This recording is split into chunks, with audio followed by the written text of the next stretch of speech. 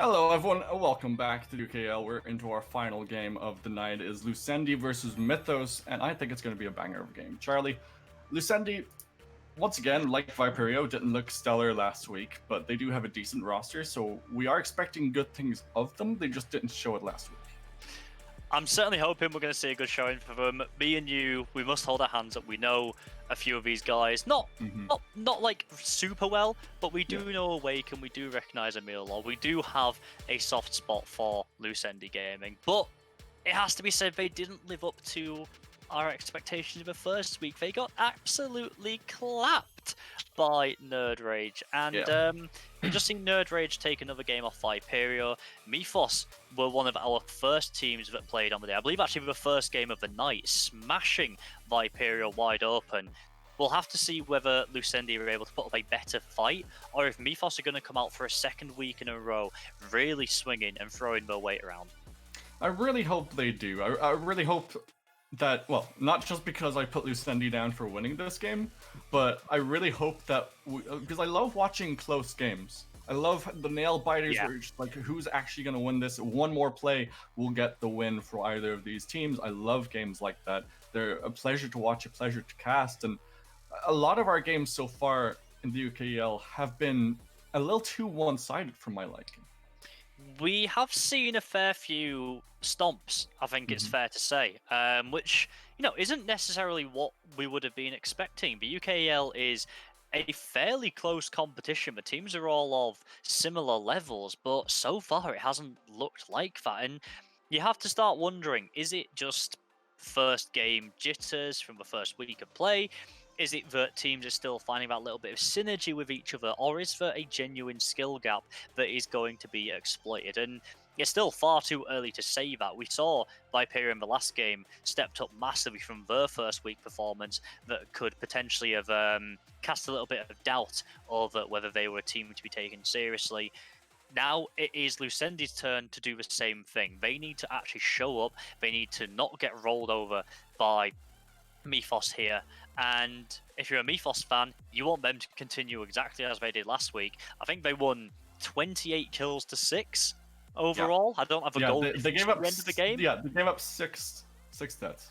Yeah, don't have a goal difference at the end of the game, but it was pretty one-sided. So there's definitely going to be a lot to watch here, and it's another one of these games where it's still the second week. We're still feeling out where the teams are actually going to be sitting, what sort of level we're at. And you're going to be wanting to see Lucendi Gaming step up and improve massively on their first week performance. You definitely do.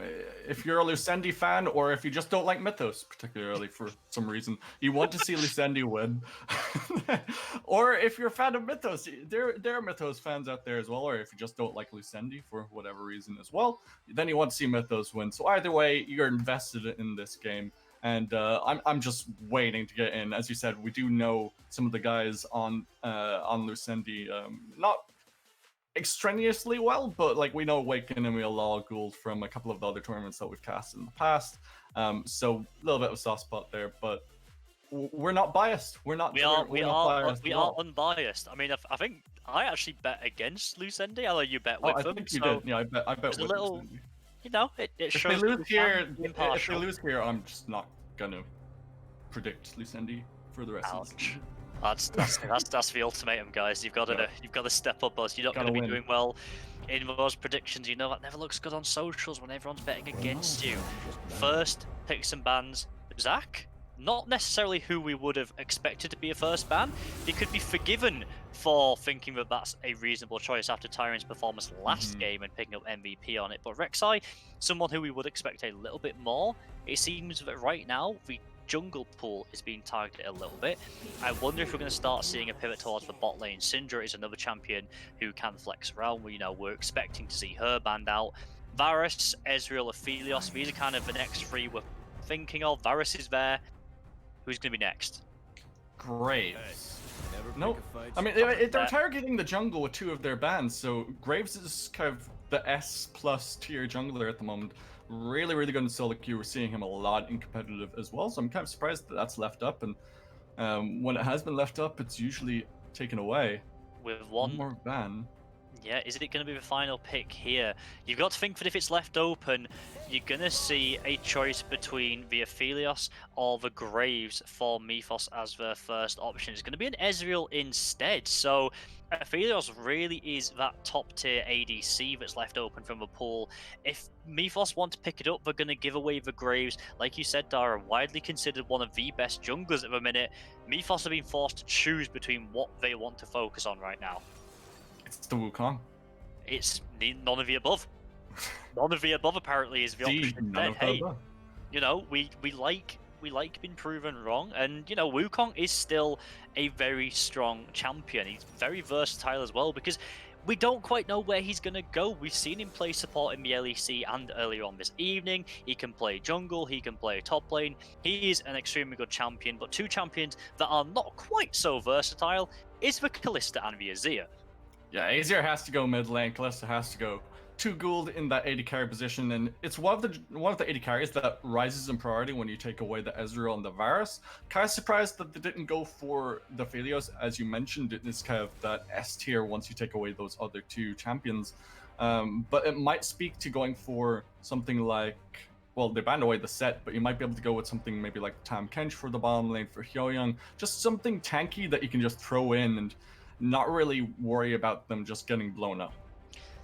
It is certainly an option. There's lots of options for that still available to pick from. Just got a little birdie in our ear tell us that Annie is actually Aphelios, has the same letter but a very different playstyle. So that is going to be top tier ADC picked up for the side of Mythos. Echo is going to be the final lock-in of the first phase. Again, they're keeping their options open because you can put it into the mid lane, you can put it into the jungle. They are really keeping their cards close to their chest. They are keeping Lucendi guessing as much as possible, trying to limit the options and counter picks by keeping this flexibility there. Jarvan gets locked in. Assuming that goes for Peru, can go for the support position top. Usually see it in the jungle though. So would be kind of surprised if we saw it anywhere else. But where'd you put your last couple of bans? What is the priority ban at this point? So I think if you are Lucendi, you're starting to ban out the mid lane. I think that is a decent option because although Echo can go there, and Wukong can potentially be flexed into mid lane depending on the matchup, although that is more unlikely. It is kind of a one role which you know that there are still some decent options for. You can see Mythos are taking a bit more time. They're banning out supports, and I want to propose something to you, Darksil, that might raise a few eyebrows, but I'm going to throw it out there. Right. Kalista Jarvan. You see, I did think of that when I saw the Jarvan locked in, which is why I said it can go support, because it can, and you can build tank on him. I'm very surprised that there has been so little priority put on the jungle pool on the side of Lucendi. They're not really banning anything away now, so they're pretty confident that that has been picked up by Mythos. But you can see now, Mythos, it feels like they're scratching their heads as to what's coming up. A lot of supporters are being targeted right now. The Thresh would be fantastic at disengaging a Jarvan. The Lulu would be fantastic at polymorphing him or giving a wild growth to the Aphelios when he jumps on them. I think we could be seeing a potential wildcard pick, and the jungler for the side of Lucendi is yet to come. Or you go Tam Kench, which Lulu and Thresh plays really well into the Tam Kench too. I mean, you could do that and be boring, but come on, let's build some. Let's build some excitement. I would like to see the J4 support. It's Nocta, so maybe you could go ahead then Mordekaiser. For Awaken, it is definitely one of Awaken's most played champions, something he's really comfortable on. It is. I'm still hoping we're gonna see a jungler. I'm feeling confident. They're just leaving it for the last second, just, you know, screwed our minds. I think they're leaving it for the flexibility, because this is, you can see by how long it's taking Mythos to pick now, and how long they were taking to ban things out, the different possibilities that are running through their mind. But Darius, they feel confident that that's going into for Mordekaiser. I think that's a fairly safe bet, and it's another, you know, just juggernaut up in this top lane. They're going to be able to go toe-to-toe all day long. And this last pick, it's gonna start to show the hand, because right now you have the Aphelios, the Echo, and the Wukong. You need a support here. This is potentially the blind pick support that Lucendi are going to take advantage of. Leona Ophilos is the bot lane for the side of Mythos. What are we going to get for Lucendi? If it's not the Please be flex another drive into jungle. support, then it's our storylines could completely fall flat and make no sense at all. All of this 10 draft seconds. phase hype will just immediately disappear if this is not another jungle. Like if we see something like a not necessarily banned, but if we see another support come through now, I'm going to be so upset. They're just not picking. They're just saying, nah, we don't want to. Gragas. So it's either a Gragas support or a Jarvan support. Yes.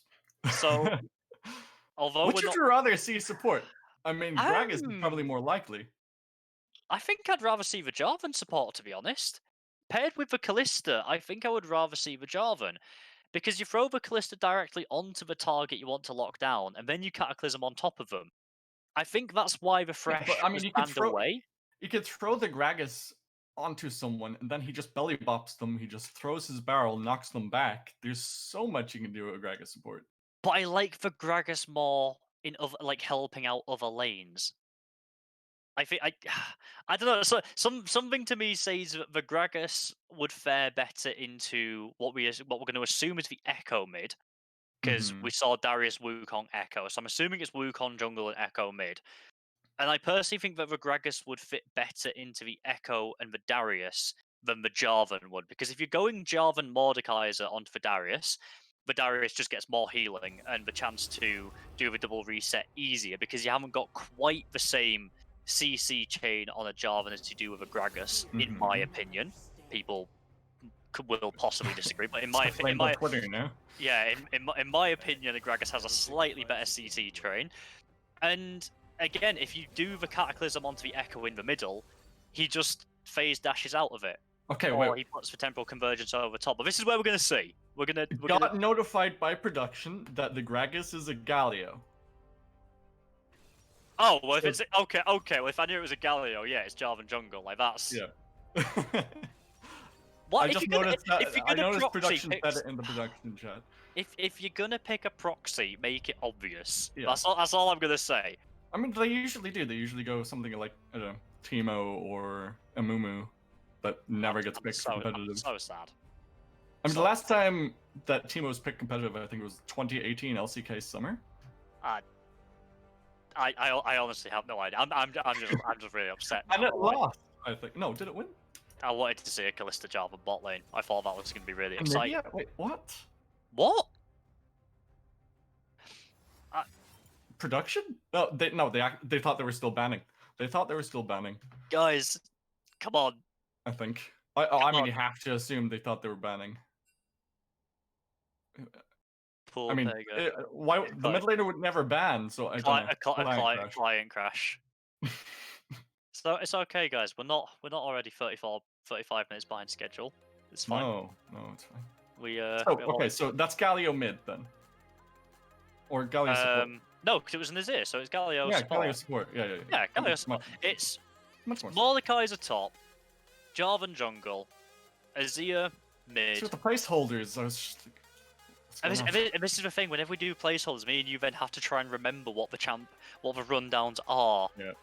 Like now when we're looking at the lobby screen, but it was Mordekaiser, J4, Jarvan, yep, Azir, Callista, Galio, and Galio, yeah, which I like. I think is very good. I think that is very strong.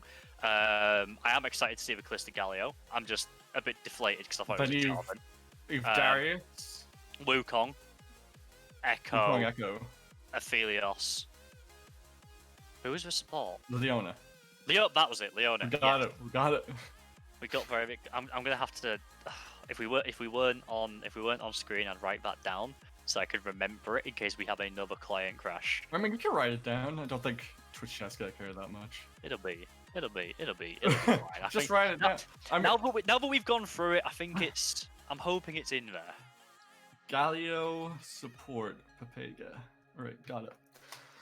I forgot that there wasn't. I forgot that this went to the light first rather than the laser pointer. Oh god, that was bright. So what do we think? We've reached that stage of a broadcast. We've reached that stage of a broadcast. We have. It is. Like it's been some long games. We've had some client bugs. Wait, what? Oh, Look I'm at now this seeing. client bug. Yeah, I love this client bug. Mordekaiser and J4 already locked in. Darius, Wukong, and Echo already locked in, but it's actually not. I It's the mean, other one they're, locked they're in. going to end up They're there gonna be anyway. under up That's not there, too yeah. much of a problem. So let's start trying to break down these teams from what we remember. And also, our And cameras have just gone I mean, that's probably galaxy. Twitch chat is probably extremely happy about that. Let's be honest. So let's focus on the champions. We have Azir versus Echo in the mid lane. Echo needs to do something, or he is no longer a champion. Like I mean, compared right. to Azir, he's no longer a champion. Charlie, when we've you get seen late. it happen before. Echo versus Azir. He knocks him back with the Emperor's Divide, but he just phase dives onto him through Yep. the Emperor's Divide. It's just like, right, boom, you're dead. But do you go Dark Harvest? Do you go Conqueror? Do you go Phase Rush? Because as you said, you have to make tracks early to actually be Yeah. relevant, because otherwise Emil will just reach 3, 4, 5 items and start just going boom, boom, boom. Honestly, I want to see the electrocute. I know it might not be the most popular on the Echo, but I think you need to be getting the Not the burst first man to down. go. Like when you do get that target access, you're only gonna have short windows before the Galio, the Azir, the Mordekaiser pull you off, and you're forced to disengage. So I want to see the electrocute. I want to see that burst coming down and really 100 to 0ing this Azir, or at least forcing him out of lane, so you can then roam and find advantages elsewhere. The Wukong is another perfect champion for that. If you get Wukong and Echo diving at the Azir at the same time, or ever so slightly staggered, you can only Emperor's Divide one of them, providing they don't both land on your face at the same time. And let's be honest, if a Wukong and an Echo land on an Azir at the same time, the Azir is dead. Yeah, especially when you can trade tower aggro with the Echo ult too, so it's something that does make tower diving really, really easy. And if you can rotate up to the top side and make it a 3-man party onto Awaken, it's easier pre-level 6, but once Awaken has his ult, then generally won't be that easy to do. Unless you have QS Dash or a Cleanse or something. And we know how good Awaken is at playing weak side. That is, it's kind of a meme. Side almost. It's kind of a meme in our other tournaments with our other players that know him. But Awaken is like the best weak side player in the world. Also, so we keep pinning him as. The problem is he's now into a Darius, and if you do fall behind against a Darius, you know about it. Your team knows about it. Your Galio that's helping you frontline definitely knows about the Darius that is got a lane advantage out of you and is now resetting across the Mordekaiser, the Galio, the Jarvan, and you're now sat there with no frontline. And that's the problem. I mean, you have Galio, you have J4 to be that front line, but then if you're into a Darius, if the Darius gets a lead whatsoever, just dunking all over everyone, what do you do? Like, I know it's very, very early to be saying this. Do you just let the easier carry? Where do you put your early priority as this J4 and as this Wukong to make sure that you can try and snowball the right people at the right time? So in theory, the Darius to answer the first part of the question, but Darius in a vacuum, in theory, isn't a problem because the Azir and the Kalista are exemplary at kiting backwards, and they will chip him down and kill him far before the Darius is ever able to get onto them. In theory and in a vacuum. When you're dealing with a Leona running at you, and an Echo and a Wukong trying to dive you at the same time, that gets a little bit more difficult, and you're kind of relying on your front line getting away the Wukong and the Echo, trying to tie up the Leona long enough for you to be able to kill the Darius, hopefully before he does Noxie and Guillotine through everybody. Because we're almost seeing a neutered down version of what we saw last game in our team comps. You've got one that definitely wants to go forwards, it wants to go in, and it wants to be playing very aggressively up in your face. And you have one that, while it can do that, it is much more suited to a defensive style of play with one decisive strike to re-engage once you've kind of picked one or two members off from kiting them backwards, and that's obviously the Jarvan and Galio going on top of each other. Mordekaiser can be used to single out any single target. So, if Echo does get big, you can target him and pull him away, but you're then potentially sacrificing yourself. There's a lot of nuances that's going to come down to the play. And I think a big part of this game for Lucendi is going to be making sure that the Azir and the Kalista don't fall behind and Mhm. get to the stage of a game where they are able to have that impact and become the terrors that we all know they can be. So it's just a timer on the Lucendi lineup. Just wait until that 25, 30-minute mark and start to carry there. But you have to get through that first 20, 25 minutes to actually reach that point until you have those 3, 4, 5 items on your main carries. And Mm. that's the problem with the Wukong and the Echo. And then you also have on the other side, you have the Aphelios that also, once he reaches 3 items, just he's almost reaching godlike mode at that point. And then he has still another 2 items that he can build. This is the thing, yeah. While we're talking about, I'm talking in very broad brushstrokes, saying that Mhm. one team wants to go forward, one team wants to go backwards. Of course, there's more that these comps can do, and with the Aphelios Leona, you can use the Leona defensively to protect the Aphelios and try to the best to peel Yeah. for him. Target anyone that gets onto him, um, and let this Aphelios do Aphelios things, like everybody has seen. I think it's probably good that this game has been delayed and we're going to go past 10 o'clock UK time, because what Aphelios will be doing if he gets to level 18 will not be watershed friendly. Um, so, but the difficulty is doing that. Like, Aphelios doesn't have any maneuverability in his kit. Short of his flash, the Jarvan and the Galio will be able to be thrown directly onto his face, and there's not really an awful lot you can do about that. The difficulty for both of these comps, I think, is in the execution, because Mhm. you have a lot of moving parts, and it's gonna depend on whether these moving parts are moving synergistically with each other, or whether they are off timed. And Wukong dives in slightly early, dies, and you're then just staring down a 4v5. Yeah, it's all about how they can execute it, as you said. But which is easier to execute in your mind? Which do you think will more than likely be the one that will get the win? Because Darius is going really aggressive with his summoners, going Ghost Flash. On paper, if you take away any previous history of these teams and you just look at the drafts, I personally prefer the Lucendi draft. I think it has more versatility. I think it is the safer to execute on, which is something I'm a big advocate of. Hmm. Simplicity is a massive, massive benefit to have in your team, especially when you are, playing live games, you're playing in a high pressure situation that such as a tournament like this. Having something that is easy to execute just relieves an extra difficulty that you don't have to deal with. So I personally prefer the Lucendi draft. However, there are definitely tools that Mythos have, and given their past performance last week, I definitely think that they have the talent to be able to exploit the problems with the Lucendi draft.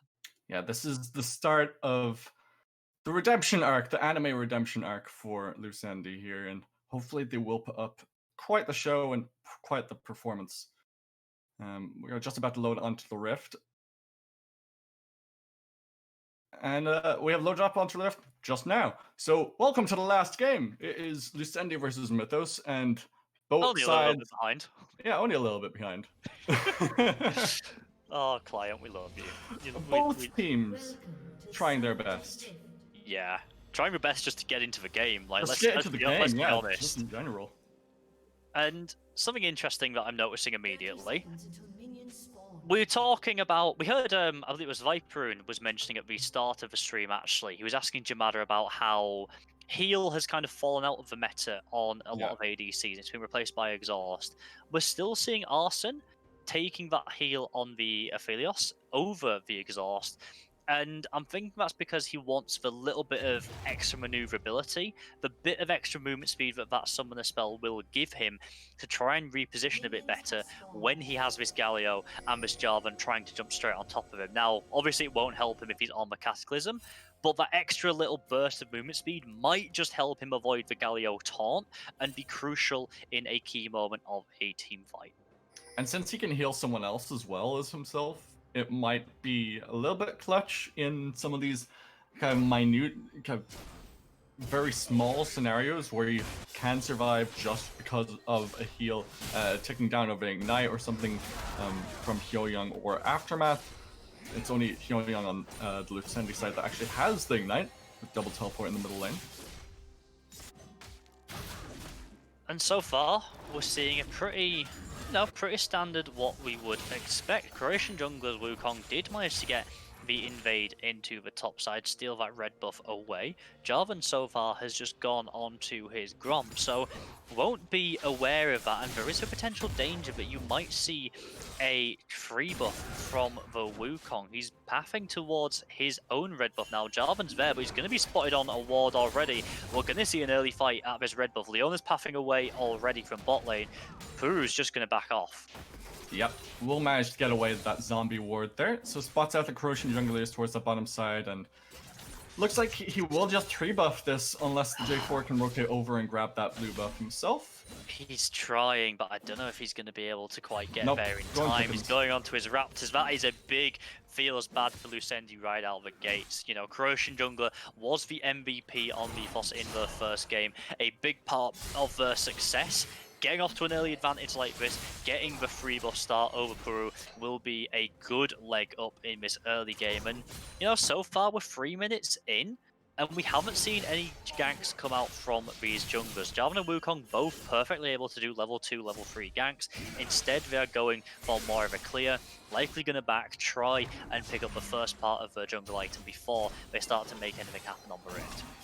And J4 is still a little bit ahead of his jungle opponent. He's up by 3 CS, and he did reach that level 3 point just a little bit before Croatian jungler did. So not as far behind as one might expect, but since he did get that 3 buff and managed to pick up that blue buff on the western side quadrant there, and they will manage to actually spot each other out, but it might help him out a little bit more as the game goes on, having put him that little bit far behind.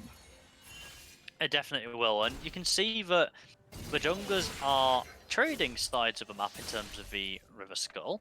You could see Croatian jungler, he's looking towards this top side. There's no vision in this bit of brush on the entry to top lane, and Awaken has warded the tri-bush, so Wukong will have to back away instead. Right now in bot lane, we're seeing a big wave is going to start pushing towards Lucendi. Jarvan's here.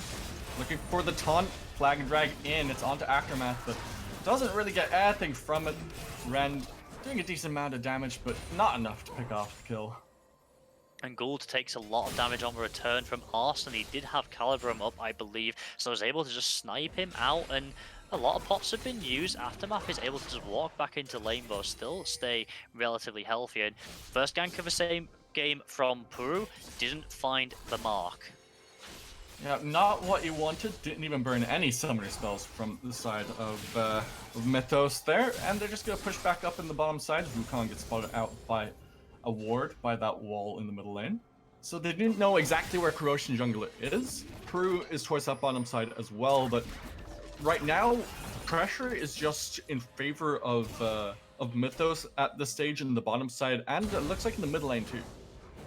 Top lane as well, you can see Dual Q Booster is building up a sizable CS advantage. And to be honest, this is the kind of thing you expect from a Darius. He is a complete bully. You pick him for the lane dominance and just to make your opponent be as miserable as humanly possible. He is a nightmare to fight in melee. Awaken, gonna be doing his best. He's at no risk of, dying just yet, but he is having to cede a little bit of pressure on this wave. You can see Q Booster has already backed, got the double Doran's Blade. He's going to have no problem sustaining and tanking these minion waves to keep Awaken exactly where he wants him in this lane. Yeah, he needs Pro to come up here just to break this freeze. He is beelining his way up here with that huge minion wave built up, and it seems to know that J4 is there, even though he wasn't spotted out on vision. We'll just let this wave push up towards the tower. Perfectly happy to find him underneath it. Yeah, and Awaken, having pushed that in, is going to back off. He is the CS advantage is getting worse for him. But Darius is now level 6, so you have to start being very careful of that Noxian Guillotine. But So far, perhaps a slower start to this game than we expected. I think the next big tipping point we're waiting for is this level 6 in the bot lane. Gould and Hyoyoung are going to want to go in as soon as they hit that threshold. I'm interested to see how we're going to see Mythos respond. Are they going to be ready and prepped for a play down here by bringing more members down and putting the pressure on so that they can't attempt the play? Or are they just going to back off, try and do some early lane swapping, and outmaneuver this duo who are going to want to be looking for those kills? Do you go aggressive when you reach level 6 as Arson and Aftermath, or do you let them engage and then go for the counter engage with the ultimate and with the Zenith Blade? You have your Q as well from Aftermath, so you have a lot of CC just to chain there as a response to Hyoyoung being thrown in. There's a lot that you can do, a lot of nuances in the bottom lane. It definitely is, but I think that letting the Callista Galio engage onto you is always going to be the worst off. That is playing into exactly how they want these matchups to go. It is exactly the style that they're looking for. It's what this lane was drafted for at the end of the day. And between the Ignite and the Exhaust, Arson will be doing no damage before he is cut down, and Leona will just be able to safely waddle to tower or potentially lose her life as well. Jockey Buster is going for a little bit of trade, but Awaken, you know, he's playing Mordekaiser. He's alright doing that. He's got a bit of a shield, he's got a bit of a heal. He'll just sit there with Seeker's Arm Guard, but he'll also be sitting there with a 30 CS deficit, which is less than ideal. Yeah, really not what you want to be having a 500 gold difference between your top laners at 8 minutes in. Not exactly what you want, but Mordekaiser does have a different job that he can do later on. He can change almost the fabric of the game just because of his ultimate. We'll talk about that in a second as the Emperor's Divine knocks him backwards into the tower. We'll just be able to chrono break backwards, but the Mordekaiser will allow for to block Croatian jungler from these objectives if they want to go for it. He can bring him into the Death Realm, mean that he can't get the smite off, and it can turn the tide of these objective contestants. And if we're talking about objective contestants, it should be Lucendi all the way, because they have the double TP on their roster, whereas the Darius took the Ghost. Makes him a better combatant, makes him deadlier in team fights, but it means that if he's on the other side of a map when a team fight starts, he will not be able to join it at all, whereas Awaken will.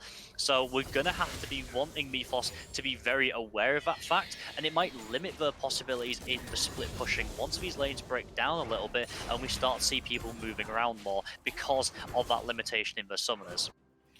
J4 has picked up the Rift Herald. Will just be spotted by a ward in this middle lane. I'm expecting him to channel it here, and it looks like he is, just to try and get a little bit of extra gold from this mid lane tower, try and knock that down a little bit more, as it will open up the map quite dramatically for them, and he actually decides not to channel it in the middle lane, just gonna get a little bit of damage down. He got a couple of tower plates, and now he channels it with the minion wave there. A little bit of an interesting decision, but either way, we'll get a bit of damage down onto the tower, or I think it should anyway. It does. Killed before it could charge. As they walked away, Rift Herald was entirely wasted. It has to be said, Puru and Emil, you were... lack of communication, lack of knowledge of where your opponents were. Croatian Jungle and Artuska were able to just get back into the mid lane there. They were able to kill the Herald before it even managed to get a boop down, so no value will be got from that at all, other than just the raw gold it gives you upon killing. And that's a big misplay from the Lucendi jungle mid there. It's something that could have gotten them a lot of gold from those tower plates and a lot of damage down on the tower. With Shelly bopping on it, it would have brought it down to maybe a quarter of its health bar, and that is very crucial, a crucial misplay from Puru and Emil there. It could cost them a lot in this game.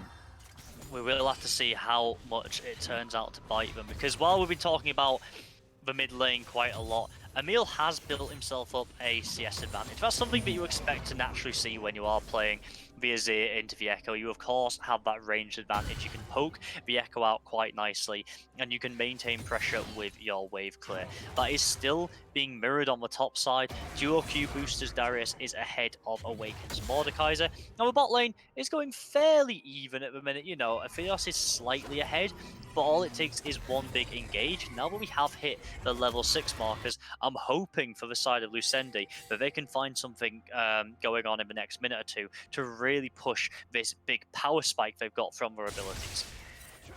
Yeah, reaching that 11-minute mark. Starting to get a little bit of extra damage. Protobelt finished by the Echo there, and the Nashor's Tooth on the other side too. So a lot of damage starting to be built by the two mid laners.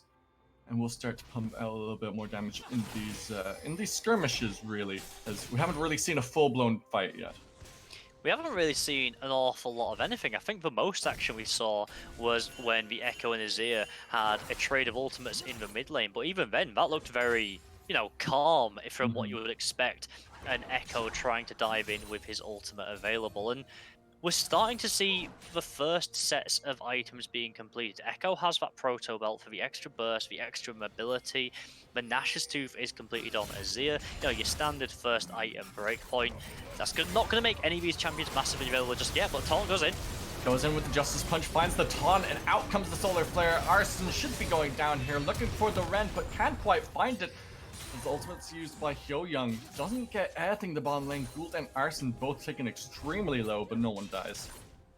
I think the teams were competing to see who could paint the most circles on Summoner's Rift then. A lot of overlapping ultimates made that difficult to see, but engaging mid.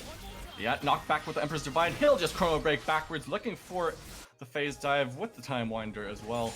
Once again, trading the ultimates in the middle lane, but in the bottom lane, taunted down, in comes the Cataclysm, finds first blood, trading of ultimates, trading of teleports, the double teleport will be channeled, exactly what we said earlier on. Echo trying to get something, the Croatian jungler will be pulled back, he's into the Death Realm, Awaken finds the kill, now 2-1. Echo might have overstepped a little bit as the Sun Soldiers will be thrown forwards, looking for the tower dive, this flash forward, will miss the flag and drag, but zooms in, Aftermath, smite it down, and Zamil will take the kill. Although it didn't work out the first time, the re-engage on the bot side, the committal of those TPs brings Lucendi out ahead. A trade of the ADCs at the start of the fight will mean it's Emil and Awaken that are relying on to do the damage. Puru picked up a kill as well. All the while, Darius unable to do anything. Like we said, he doesn't have a TP available, so he just had to watch as his team were being taken apart on the bot side. Turret plate was picked up by Awaken, but they didn't move on to the Drake, curiously enough, despite knowing that they had full advantage in that area of the map. Yeah, it looks like they just wanted to bring out the full reset, go back and buy with the 3 kills worth of gold that they managed to grab there. Evened up the gold difference between the two teams to almost bang on even, just about 100 gold between the two teams now, as Ocean Drake has spawned, so both these teams want to come around here and try and contest this. That means it will be an Ocean Drake, or sorry, it is Ocean Drake that's down, so it's either a Cloud Drake or it'll be an Infernal Soul that we'll be having for this game. Definitely will indeed, and we can see all 10 members Rift are heading towards this side. Ocean Drakes are often touted as one of the most valuable on your team, and especially when both teams have frontliners they need to stay in the fight as long as possible. You don't want to be giving this one away for free. Awaken looks like he's heading back away to the top side of the map though, doesn't have his TP available. We might see that Mythos actually have the man advantage and are able to make something happen down here faster, because Emil, once again, trying to fight in that mid lane. He has his ultimate, will he use it? The answer seems to be a no, as he does manage to get himself away, will miss with the Chrono Break, and he takes so much reply damage. J4 was just an inch closer, might have been hit with the Cataclysm and taken out. Slight misstep by the Echo there. He dove forwards. I thought we were just going to see a trade of ultimates again. Immediately, the Shurima shuffle into the Chrono Break to get out of the situation, but Taunt in? No? Yo-yo? Oh, okay. I thought that was basically a What's gimme. a face tech you think it would be? Yeah. Just engaged there. Okay, we're not going to see a fight out of that. A little bit surprising, but with Croatian jungle once again pathing down towards this bottom side of the map, they did pick up that Ocean Drake. Rift Herald will be taken on the top side of the map by Lucendi, but Croatian jungle's going in. Yeah, get the slow, in comes Moonlight Vigil, just the chain CC, it's beautiful. Arsene picks up his first kill of the game. Just tagged with the Moonlight Vigil, rooted up as well. That makes it very, very difficult for that Kalista to get away. In fact, wasn't able to. Echo, he gets out of it, he goes back into Puru saying, nope, try again later, my friend. There's this Echo still yet to make an impact, but he's just being a nuisance, really. Wukong came down to the bot lane, he got a kill. Arsene likely gonna get this tower here. There's nothing that Galio can do about this at all. First tower of the game is gonna fall in Mythos' favor.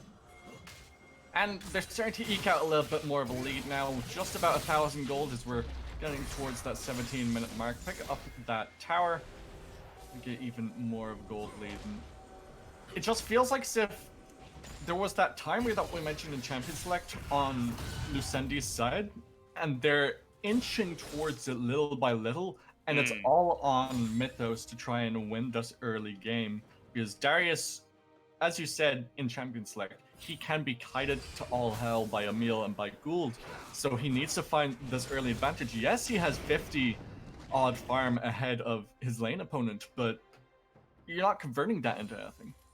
Yeah, and it's important to not only look at like the timers that the teams are on, but the individual members as well, and when they are strong. And right now, this Darius is so strong in this top side. It's yet to make an impact on the game really, but he has a huge CS advantage over Awaken. He is 1.5k gold ahead. He has the Trinity Force completed. So as soon as we see these top laners go toe-to-toe, I am fully expecting Darius to just dunk down on the Mordekaiser, have no problems at taking him to task, and just keeping him out here on this side lane, providing he doesn't overextend. Lucendi don't really have an answer to this right now.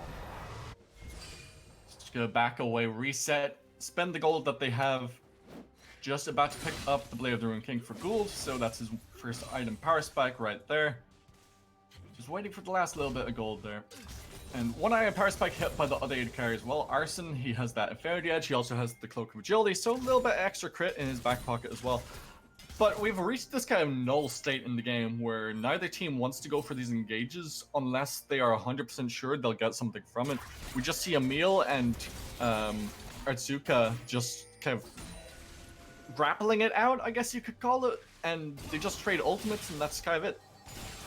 And something that I would actually really like to see is, if this state of the game continues, put Emil and Gould into the mid and the bot lane respectively, and just have them clear the waves infinitely, have them stay safe on the towers, just let these waves crash, and use Puru, Awaken, and Hyoyoung to really bully this Darius in a side lane. He's incredibly strong right now, but I don't think even he can go 1 versus 3 with all of the crowd control and all of the CC train that can be put out by those 3 champions together. That way you're slowing the game state down, but you are answering the pressure that this Darius is outputting, because right now he is a key part of the Mythos roster, and when he's grouping up the rest of the team like this, it forces you to respond. You want to drag him away to a side lane, isolate him, and use the numbers advantage that you can get with that Galio ultimate.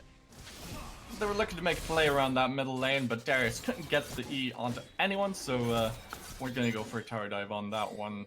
Both mid laners towards this bottom side. Pretty usual play from both these teams here, as they will pop the Rift Herald in the middle lane, and hopefully it'll work out a little bit better than the last Rift Herald that they popped. I mean, it can't work out a hell of a lot worse, Yeah, so true. with 3 members there, they're gonna escort it in. It's gonna get a tower for them. I was just cautioning in case Yeah, they in lost case it there's again. like a burst onto the eye or something. Yeah, they could teleport to the flank here, looking for to make a play. It is the Echo, and yeah, just to get pressure around this Drake. Awaken has it as well. You can see him coming in. They try to go on for Darius, but he has to flash away. We can teleport into the middle lane.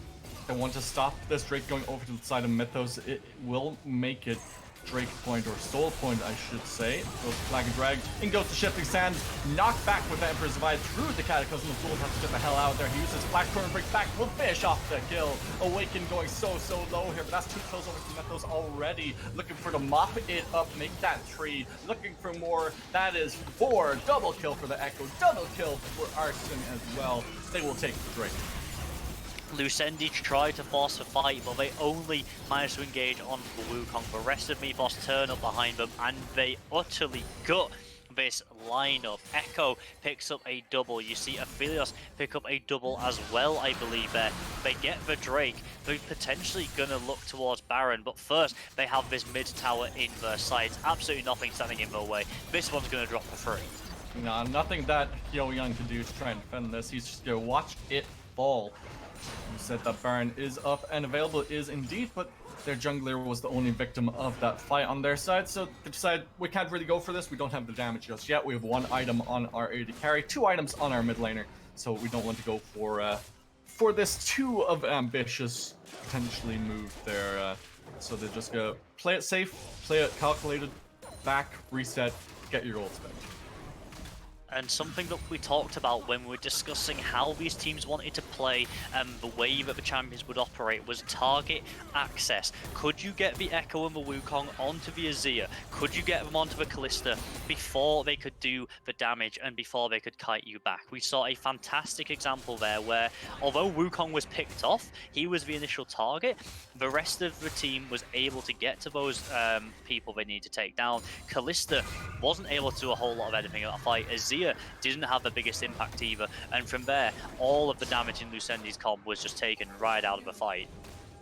And you don't have 2 or 3 items on your mid laner as well. You don't have it on Gould, on this Kalista, and this Kalista just, it feels like it's as if it's kind of falling flat from what they expected or wanted it to be able to do. It has that Blade of the Rune King, has that dagger in the back pocket as well, but you have a 3-1-1 Aphelios with 2 items, and he will start to be pumping out so much damage. And if he can get Grafnum down thanks to the Runeland's Hurricane he has in his inventory, it will be onto 2, 3, 4 members, and he can just chain CC everyone. Go for the Wombo combo with Croatian Jungler as well. If you have Darius there or not, you're going to still find a good team fight. It's certainly making it tricky for Lucendi. A 5k gold difference. Baron on the table. You can see the teams are now playing around this top side of a map. Emil and Artuska are down on this bot side. Emil has the TP, the Echo does not. So this could potentially be a numbers advantage for Lucendi if a fight breaks out. But really, Mythos have no reason to try and coin flip this here. They have the pressure, they have the numbers advantage on this side of a map at the minute. They can happily just push wave after wave, clear out all of this jungle vision and look for a potential pick. Kalista is going to try and scout out with the Sentinel as much as she can, but there's only so many times Lucendi can put this vision down and have it cleared away before they're going to have to face check or just straight up seed an objective.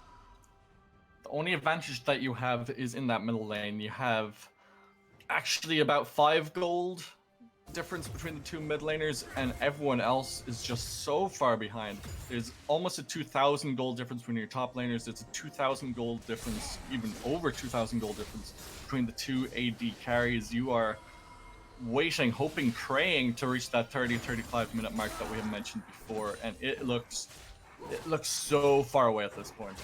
It certainly feels far away as well, but they are not out of the game yet. They are still scaling up, they're still doing well, and so far, there's nothing really concerning on the Mythos roster. Like, yes, Aphelios has 3 kills, he's doing well for himself. The Echo and the Wukong have picked up a kill here and there. But there's no one really that you're looking at thinking that is a huge, huge problem. The Echo isn't diving into the backline and one-shotting people. The Wukong isn't coming from the flank and chunking everyone out for half their health before they get anything going. And they still have options to deal with the Aphelios if they get the right engagement with the Galio. So right now, although I certainly think that the game is favouring Mythos in its current stage, unless they start to make some decisive moves and unless they start to really press home this advantage, I feel that over the next 5-6 minutes, we could see Lucendi start to slip back into it, and the next fight might not go quite how we're expecting. Now, Charlie, if you are Lucendi, do you contest this Cloud Soul coming up in 37 seconds? Yes.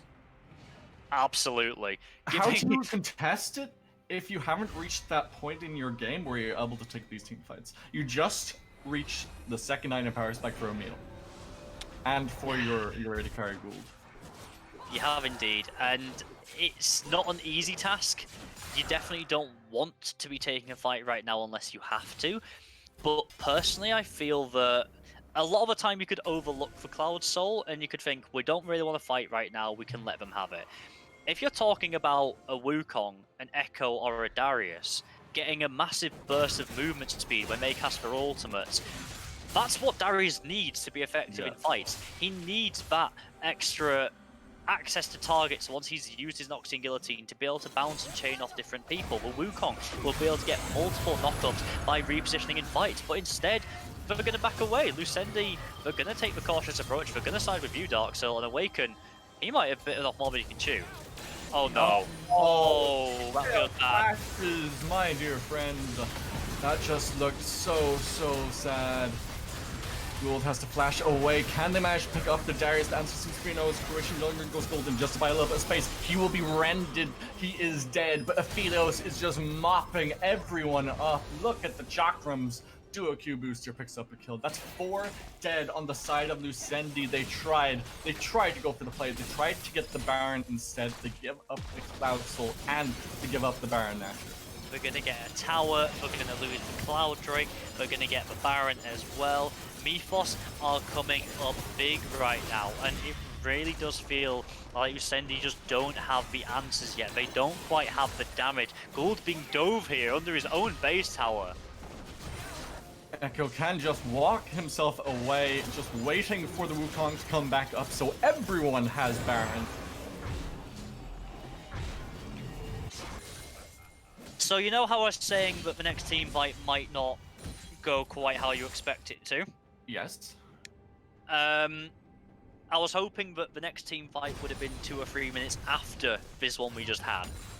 To make that point kind of stand, because that was messy. We didn't see how the Baron fight kicked off exactly, but we did see how Wukong and Darius were able to get into the backline. They were able to cause absolute carnage in that jungle and really just decimate every single member of Lucendi Gaming. They just felt unable to actually get anywhere near that objective, and when forced onto retreat, that is not necessarily where they want to be, especially with that Cloud Soul speeding up the Wukong, speeding up the Darius. It is now so hard to stop these members, and the Echo's just looking for picks. Just caught on the edge. Managed to get stunned, but with Puru there, didn't manage to get him away. A little surprised that he didn't kind of dedicate himself a little bit more, go a little bit more ham for that one. But you don't really need to when you are 8,000, 9,000 gold ahead. You don't really need to be a little bit too ambitious for these picks. And this timer for Lucendi is feeling so far away. In reality, they don't need an awful lot more time. If they can stall out for another 5 or 6 minutes, they will start to be a real force to be reckoned with. But right now, the game has taken a real turn of pace. It feels like the tension has been ramped up. It feels like Mythos have stepped on the gas and they're breaking the base in multiple lanes. Artsuka just looking for these picks onto Gould. He is a one-man army almost at this point. 3 items now on this Echo. Level 17, he is dealing a heck of a lot of damage. They take the middle inhib. Well, they didn't manage to take the middle inhib, I should say. They're trying to take the top inhib, but will manage to pick it up. Teleport also being channeled towards that bottom lane. It will be the Echo coming in. Looks like they're just going to try and take the base. The Electrocute dealing just so much damage. He still has the ultimate available. This one will just buy a little bit of time. He'll the ult backwards. Doesn't find the damage, but Cataclysm comes through. Puru will be dunked down by the Darius. Looking for the second. He'll find it. He wants even more. Triple kill for the Darius. Can he get the Quadra? Looks like the answer will be possible maybe here, as Darius is looking just to take the Nexus instead. Doesn't want the Penta. Doesn't want the crowd to kill. He wants the base. He wants the kills. And that will be Mythos conclusively taking down Lucendi for their second win. It wasn't as one-sided as last week. It wasn't as much of a stomp. Lucendi looked like they could put a fight together, but in the end, they will be taken short. We will see Mythos with another controlled win over their opponents, putting them at 2-0 again in the second week of the UKEL. And I think, Darkser, we said tonight for our half of the show, it was a lot about teams coming up and showing that they could actually perform, that they could actually step up and not be the doormats of the league. In terms of Viperio and Lucendi, of course, we're talking about after they got smashed in the first week. They've both had decent performances this week, but they've both felt very similar in the way they've fallen out in a controlled style. Their opponents in Nerd Rage and here in Mythos have been able to close out these games in a very convincing and slow manner. It wasn't explosive, it wasn't flashy, but it did feel inevitable. Yeah, it felt like Sif, they weren't in control of their own destiny in any of the games. They did marginally better this game than they did in the game last week. They had, I think it was 5 kills total in the last game, and they have something like 7, 8 kills here. So it is marginally better. They are slowly starting to do a little bit better, looking a little bit more crisp, but it's not quite enough to be dealing with the teams that they have gone against. Do you think it might be enough against the teams kind of in the bottom of the table, besides themselves? That's the thing. Right now, we're still trying to figure out who exactly the bottom of the table is after just 2 weeks, and so far, it's looking like it is Viperia and Lucendi. They are struggling to perform. They're struggling to look like they just have that little bit extra impact that would push them over the line. Like, you can see it like so close. And I think Viperia, what I said after their game with the bot lane plays not quite going their way, was the key example of this. You can see what they're trying to do, and it feels like if certain things went their way or if certain other decisions were flipped on their head, they would be in the position to take the games. But right now, they just don't quite seem at that mark. Yeah, it's like we're seeing flashes of brilliance in these two teams, particularly Viperia and Lucendi, as they were the games that we saw on the second half of today. There are those flashes of brilliance, but not quite enough to actually get them any wins, at least in the first couple of weeks of the UKEL summer split. I hope, for their sakes, if nothing else, that in the following weeks they will start to do better, since they do have coaching staff and analysts and other backroom staff to help them out and try and help them get better. But right now, it's looking a little dire. It's looking a little hopeless for them. But then again, it's week 2 of 7, so they still have 5 other matches that they will be able to play. They can still place. They can still make it to the playoffs, so it's not all-out contention for them just yet. But there is a lot of work for them to do to make it to that direction. And I feel particularly sad for Emil in this game because he had the most damage in the entire game. And most damage on his team by a long shot there. Yeah, it was... about 10,000 damage difference. Honestly, this is the thing. Like, you can look at this game with Lucendi, last game with Viperia, and like you said, you can see it in the players. You can see that there are those moments, there are those players that are nearly there, but not quite yet. Not quite this week. If they show the same improvement that they did from last week to this week, from this week to next week, I'm going to be getting quite excited about these teams because I think they do have a good way to grow, and I think that the performances today have definitely redeemed the perception of them coming into this week. They just need to go that little bit extra step and go one bit further. But let's talk about Mythos a little bit because we need to do our MVP. I'm thinking we're going to be on the same page again. It's it's a difficult one to pick out. Croatian jungler, dirty into not him. 4 deaths. I mean, just what's he doing? What's he absolutely doing? No place for that in the squad. I'm going to say the Echo. I'm going to say Azuka. He was a constant source of pressure. He was a constant source of pain. He was always looking for these picks, much like Tyrion was in the previous game that we saw. And he was able to bully out Awaken in the side lane. He was able to dive into the base and cause real problems. And he came up big in the team fight, making those crucial kills like we needed him to do. Yeah, I'm happy to give it to Atsuka. Although I would like to apologize for obviously having butchered your name horribly. It's a difficult one to pronounce. I do apologize. Honestly, at one point I thought I was gonna say Katushka, and I was like, he's definitely not a Katushka because that's something entirely. That's a bad word. Yeah. No, is it? I don't know. No, just the way you're saying it. It's not. But yeah, I'm happy to give it to the Echo Atsuka there. But that's gonna be us for the evening again. bit But behind it was, schedule, it but was you know, nice to be together. here once again. Yeah, we are a little bit behind schedule, but that will be it from us. From all the broadcast team and broadcast crew behind the scenes, our broadcast producer and admins, myself, Charlie, everyone else. Thank you very much for watching. We'll be back next week. Same time, same place, same teams. We'll see you guys then. Take it easy. Have a good night. See you then.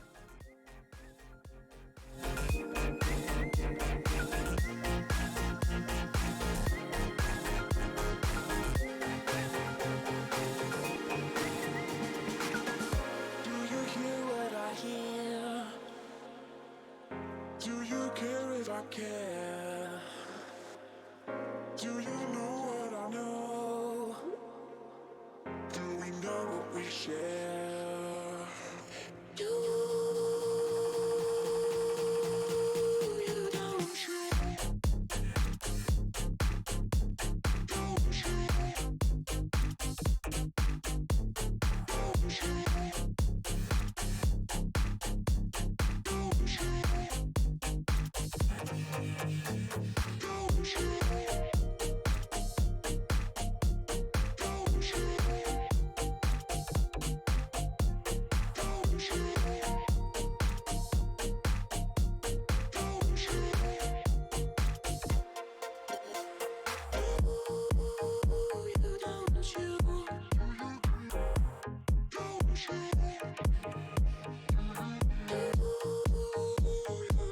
you?